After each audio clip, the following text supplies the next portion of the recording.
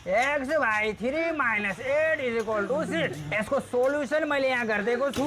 यो तिमीहरूले बुझेनौ भने 1000 चोटि हैन 10000 चोटि सोध, म बताइदिन्छु। सर मैले बुझिन। के बुझिनस्? ऊ यो सेकेन्डको। यहाँ आइज।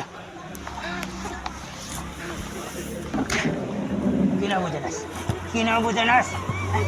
बुझिस् नि? जा यसरी बुझ्ने गर। तिमीहरूले पनि 1000 चोटि हैन 10000 चोटि सोध, बताइदिन्छु। तर नबुझिकन अगाडि नबढ्ने। सर त्यो 14 कसरी आयो? यहाँ आइज। बुझिस् अब? बुझिस्? जा।